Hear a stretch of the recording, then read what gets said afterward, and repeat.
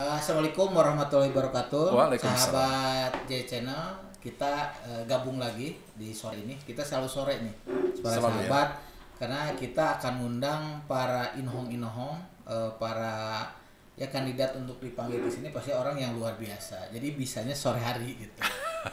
Kita aja sore hari, kebetulan sisa-sisa kerjaan nih, sisa waktu nih.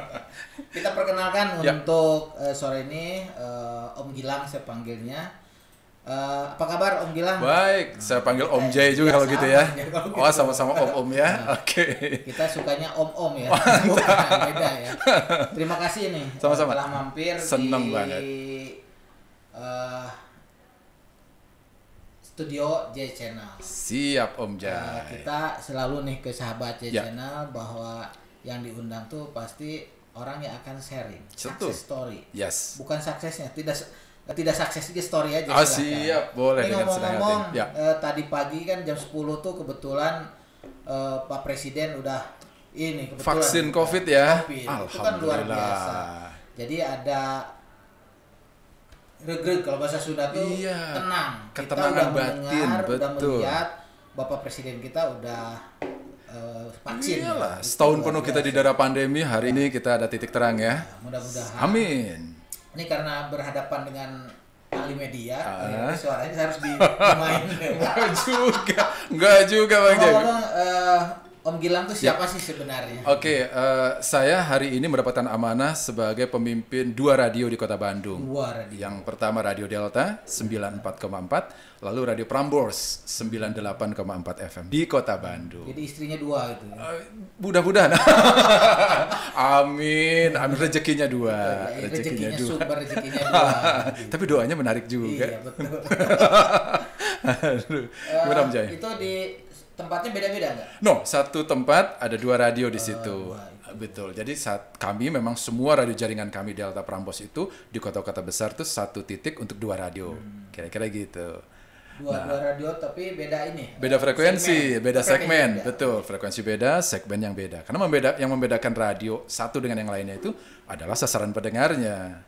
Kira-kira begitu, Om Jai. Radio. Karena waktu muda-muda nih, saya Yes. tuh kalau ngambil kuliah sampai ngejaga. Kalau dulu kan TV masih Ya. jarang-jarang ya. Ya. gitu ya. Itu radio. Oke. Nah, ini posisi radio untuk saat ini. Itu bagaimana? Luar biasa. Jadi selama radio itu masih bisa menghadirkan sesuatu yang tidak bisa diberikan oleh media lain, dia akan tetap hidup.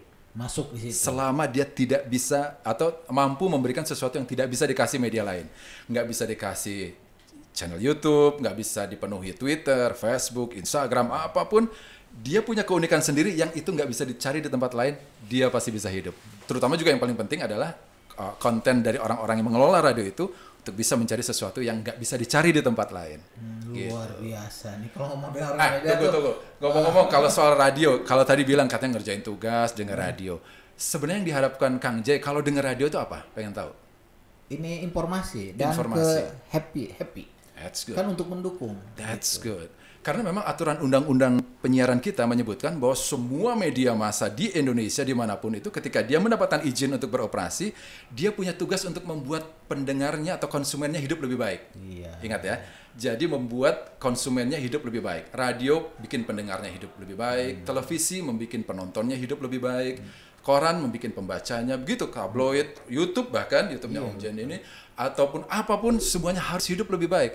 Karena itu tugas dari kita sebagai pengelola, kan kita dikasih frekuensi izin sama pemerintah. Nah, atas jerih payah membuat pendengar hidup lebih baik itu kami dikasih slot 20% dari jam siaran kami untuk menerima iklan. Oh. Kira-kira gitu. Jadi kalau dalam 1 jam ada 60 menit, maka 20%-nya coba berapa menit dari 1 jam? 20 inilah 120. No.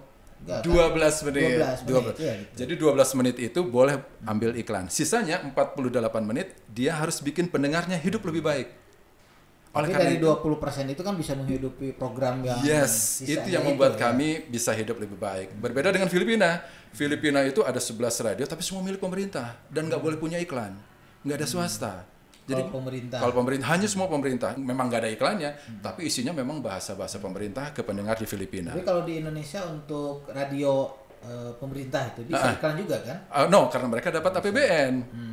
Mereka nggak dapat iklan, tapi mereka dapat semangat minuman kopinya karena kita semangat nih. Betul. Karena tadi ditanya waktu kuliah atau ditanya nilai. Gitu. Ngomong-ngomong bilang, yes. potong aja dulu karena ini menarik. Saya ingat kalau masih kecil di kampung nih, kita bukan di Bandung. Radio itu kan menjadi target utama untuk dengar sepak bola. Betul. Cerita dongeng gitu kan. Terus dangdut-dangdutan, musik yang lain gitu itu. Kita sekarang itu kalau kita saat ini mungkin kalau di rumah saya jarang, tapi kalau udah masuk di mobil, di jalan tol itu musik, di situ lah. Betul. Musik diperlukan buat mereka yang butuh musik. Sandiwara radio butuh untuk orang sandiwara radio. Ceramah, ada ceramah juga kan ya. Dangdutan, hayu misalnya. Bahkan informasi tentang harga sayuran itu penting juga.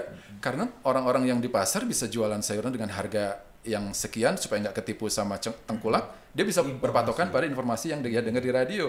Misalnya harga cabainya sekilo 60.000. Tengkulaknya nawar rendah banget. Enggak lah, kita jual harga pasarnya 60 kok. Jadi radio itu kecepatannya jadi salah satu hal. Ada standar ya. Ada standarnya. Untuk ada standarnya. Ada informasi dari tetangga sebelah atau dari mana gitu kan. Betul. Jadi resmi putusannya dari pemerintah bahwa ini harganya sekian. Supaya enggak mengalami penipuan lah untuk para petani itu. Kira-kira gitu. Om bilang ini kayak menarik. Beberapa hari yang lalu kita diundang yang media radio. Terus media yang online juga. Rata-rata nih sahabat channel dengan undangan itu kan jadi inspirasi nih bagi mereka. Ini kan orang tuh banyak cita-cita atau mau bisnis. Betul. Atau bagaimana sih? Betul. Cara menjadi seperti Om Gilang gitu. Katanya setiap orang itu hanif kalau Islam mengatakan. Jadi hanif itu kecenderungan untuk melakukan sesuatu yang baik. Nah, ada baiknya setiap hari kita juga melakukan sesuatu yang baik yang bertumbuh. Misalnya saya hari ini punya kebiasaan menabung. Menabung sudah. Besok bertambah 1 hari umur kita, mestinya bertambah juga 1 sifat baru kita. Apapun. Saya menjadi lebih ramah. Saya lebih punya perhatian sama tetangga. Saya biasanya subuh aja sholatnya, saya tambah deh hari sama duha, tambah sama isya. It's good. Apapun ketika kita bertambah 1 sifat baik pada diri kita, itu top. Apapun profesi kita, termasuk pengusaha. Apapun, bisnis apapun yang kita jalani, selama itu bisa membuat sesuatu yang lebih baik untuk orang lain, yang muncul dari sifat baik diri kita, itu top banget Om Joy. Bener. Om Joy pasti bisa coba. Apapun. Misalnya hari ini, saya pengen tahu nih, hari ini dari pagi sampai hari ini jam sore seperti ini, Om Joy pernah melakukan sesuatu yang belum pernah dilakukan tetapi itu adalah sifat baik. Coba diingat-ingat dulu. Saya kasih lupa nih ya. Kalau urusan sendiri sih kita lupa. Yang penting kita dari rumah. Kalau baik kan mandi. Betul. Biasanya kalau teman tim kita pada mandi itu nggak tahu nih. Boleh nggak ngasih senyum sama polisi lalu lintas? Boleh. Buka kaca sebentar. Pak, selamat pagi. Kecuali itunya udah habis ya masa. Wah, ini udah ada polisi nih. Tukang parkir bisa kita sapa. Betul. Menyapa orang. Selama itu baik, positif, kenapa enggak kita lakukan? Intinya berpikiran positif. Seru. Karena apa? Karena semakin banyak sifat baik pada diri kita, akan semakin banyak juga kualitas baik dalam diri kita juga. Tumbuh, bertumbuh pada kebaikan. Virus ketidakbaikan berarti. Persis. Semudah itu. Saya biasanya cuma 16 km sehari untuk jogging. Tambah 1 km jadi 17. Boleh lah. Yang penting baik kan. Ada peningkatan. Betul. Push up dari 10. Boleh tambah berapa? 10,5. 10,5. Begitu setengah diangkat lagi gitu. Apapun lah Om Jai. Apapun. Betul, itu saran yang paling gitu ya. Tapi untuk khusus di bidang ini fokus ke bidang media, radio. Orang masih banyak nih sahabat J-Channel dari jutaan orang. Mungkin ada berapa persen pengen di bidang ini. Betul. Kan kita akan berganti nih. Persis. Regenerasi baru. Bagaimana nih saran untuk sahabat J-Channel? Kalau misalnya kita berada pada sebuah posisi, apapun posisi itu, maka ketika kita membuat konsumen dari posisi kita itu hidup lebih baik, maka itu luar biasa banget. Luar biasa. Contoh misalnya, hari ini penyiar saya mengajak untuk, hari ini bagaimana kalau kita mengirim SMS untuk guru SD kita ucapan selamat tahun baru. Misalnya begitu. Mungkin guru itu udah lupa, ini anak lulusan tahun berapa kali ya. Lupa wajahnya, lupa prestasinya juga. Tapi dia bilang katanya, Pak, aku Udin, dulu murid Bapak waktu kelas 3 aku memang nggak terlalu pintar, tapi minimal aku beres sampai kelas 6 loh Pak. Makasih Bapak udah meluluskan saya. Itu banget Om Jai. Itu luar biasa banget. Lakukan sesuatu ini untuk semua sahabat J Channel, lakukan sesuatu yang baik, yang positif setiap hari. Kecil nggak apa-apa. Itu akan membuat kita bertumbuh dengan baik. So, kalau misalnya radio ini juga membuat saya berpikir untuk selalu berbuat baik, apalagi kalau misalnya Om J misalnya habis sholat maghrib lihat ke belakang ada istri sama anak, istri 1 dong, anak berapa? 3, 3-nya ada misalnya, jadi 4 orang, makmum di belakang 4 orang. Begitu selesai salam balik ke belakang, lalu Om J cerita, anak-anakku, istriku hari ini mari kita ke depan kita untuk yang didengar cuman 4 orang. Tapi bagaimana kalau radio? Bagaimana kalau J Channel ini didengar ribuan orang? Kebaikan itu akan tersebar. Dakwah juga. Kita berapa di grup WA kita bisa berbagi cerita kebaikan. Ada blast WA blast gitu ya. Gitu semua SMS itu bisa kita lakukan. Apapun sesuatu yang baik disampaikan dengan baik. Rasanya setiap orang bisa menerimanya. Pun itu dilewatkan begitu saja ya. Apa sih gitu. Lalu dia scroll. Ya nggak apa-apa. Tapi minimal pesan kita udah sampai dibaca kan. Minimal begitu.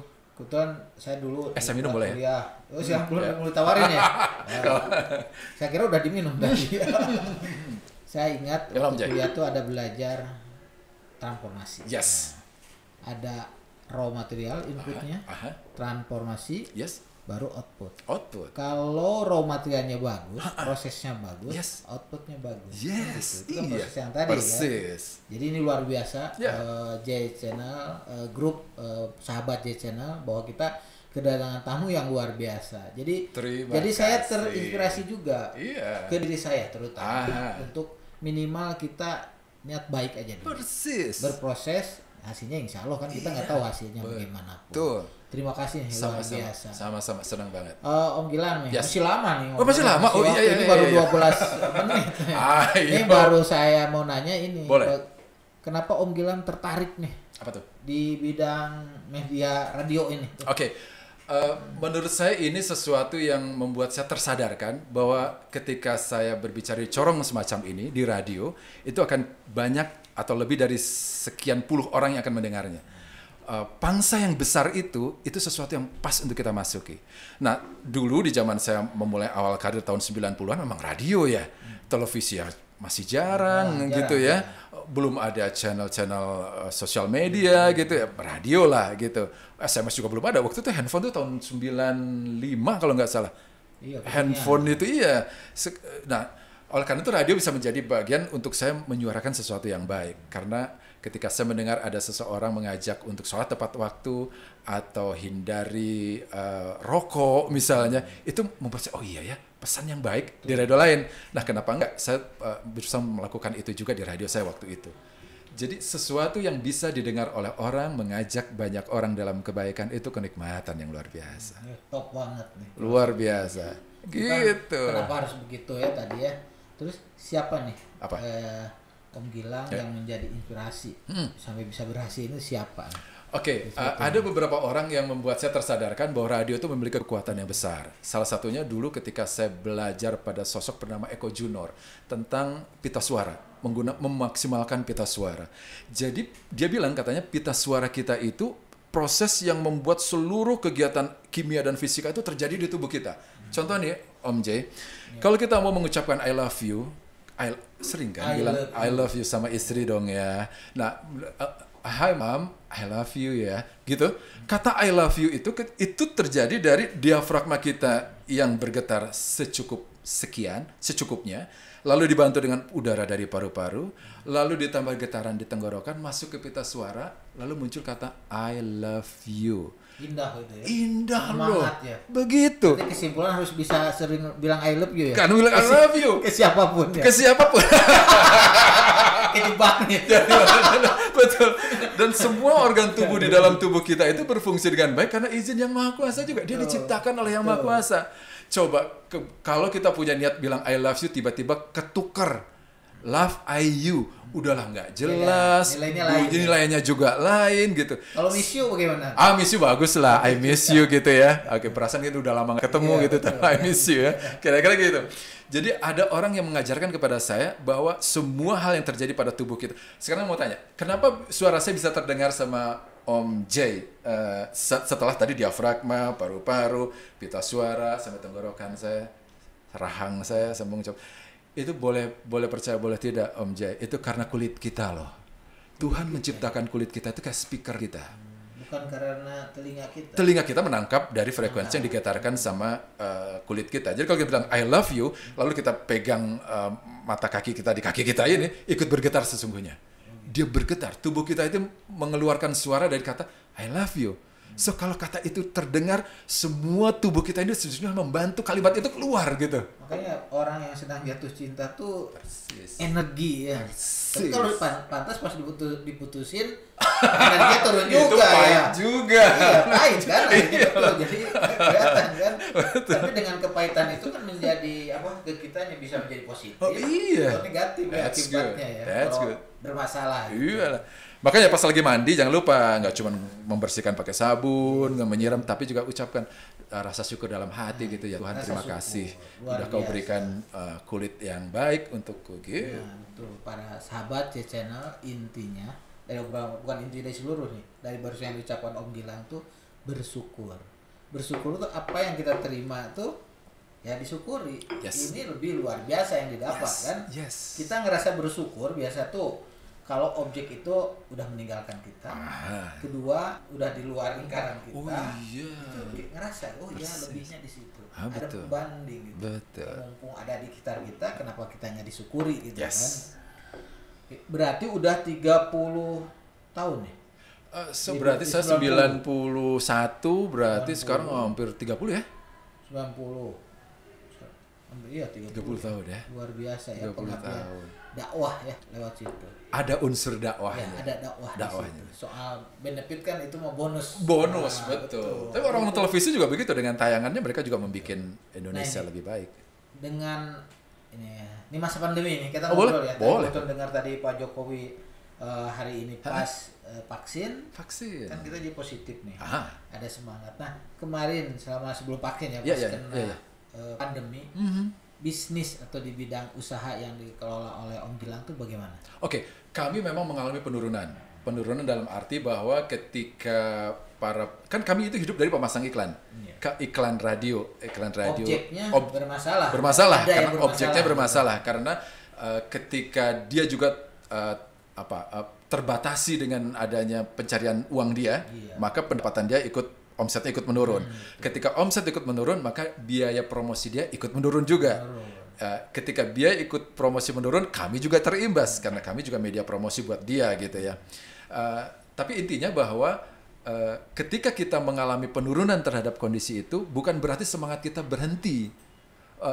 Konsep sebuah radio itu bisa macam-macam.